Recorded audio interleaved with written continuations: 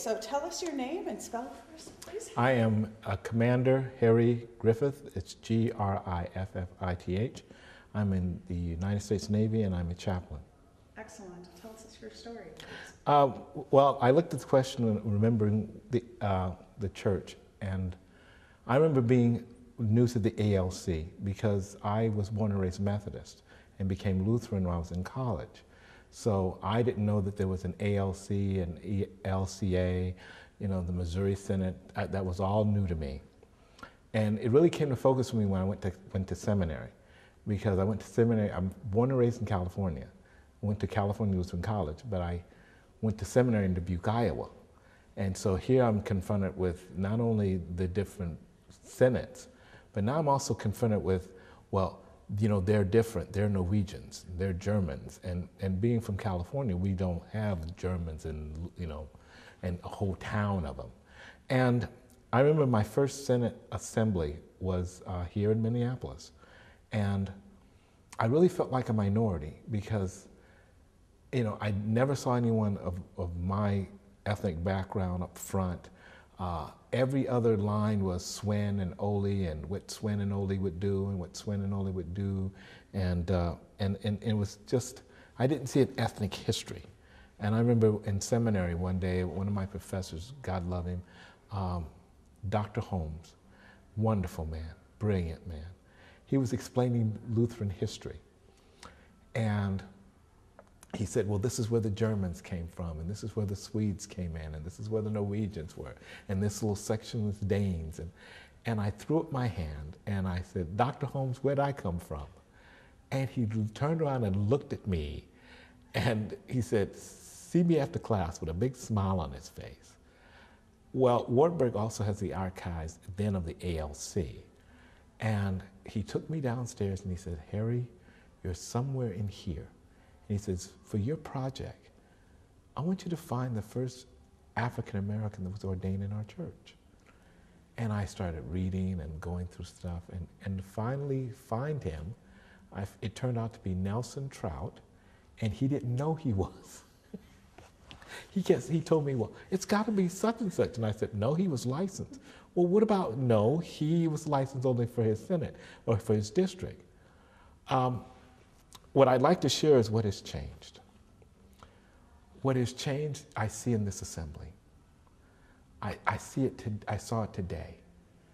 If someone had told me back before the merger that I would sit in a worship service and hear a language that I heard for 13 months over in Iraq, giving the words of institution,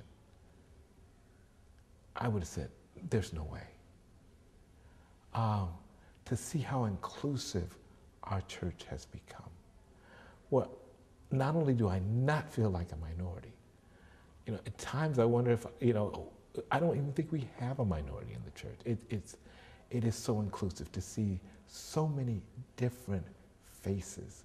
I mean, for the president of the Lutheran Youth is African American, you know, the representative for the Lutheran, for chaplains of the armed forces is African American. I mean, and I see this not as a fluke, but as a standard in our church, and I'm excited. You know, no longer are Swin and Ole the identity. The identity for this church is that we're all in the church, and you know, it's you know, having reflected on, you know, when we just became pulpit and altar fellowship with the Methodist. It's interesting that my ordination, my parents were Methodist, and my family was, half of it was Methodist. So at my ordination, I had both the Methodist pastor and my parents and my pastor. Now I did the communion, but I had one tray of grape juice and one tray of wine because my father still was, you know, the grape juice crowd. It's interesting now that my parents are in their 80s. They're both Lutherans, not because of my ministry, because the ministry of the congregation caring for me, and mom and dad said, you know what?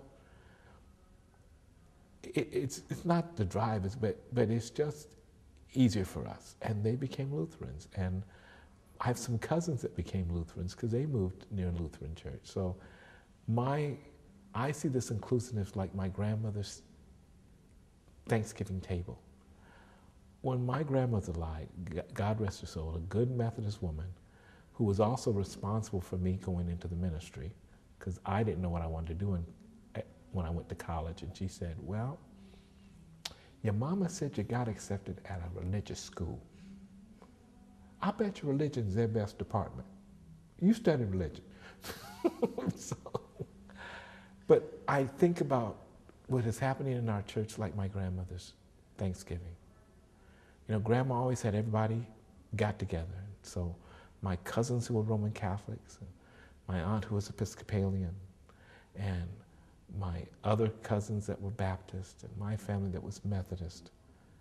But when Grandma said to my dad, John, would you bless the table? It meant every head was bowed. And we didn't, if you wanted to eat, you better bow. But seriously, I mean, my grandmother saw the inclusiveness of God.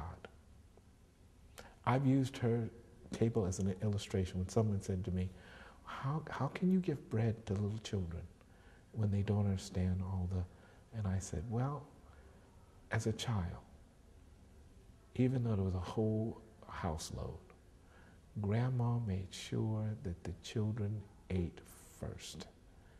And she never asked them, do you understand how long it took me to cook it? Who bought it? And I think Grandma's table was a sign of, again, God's table.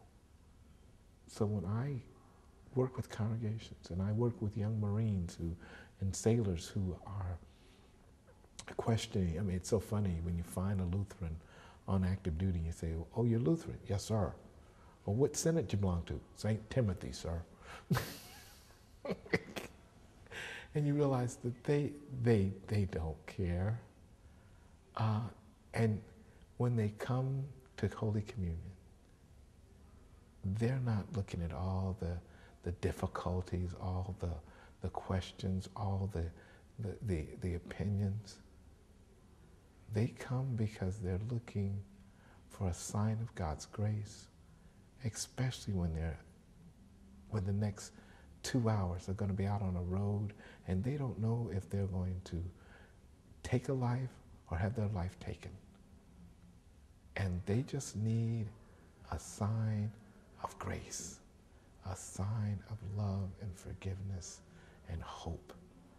And I think I love my church because it says, go and be a servant of Christ, period. Whatever that takes to do. That's my story. Thank you so much. That's Okay. beautiful.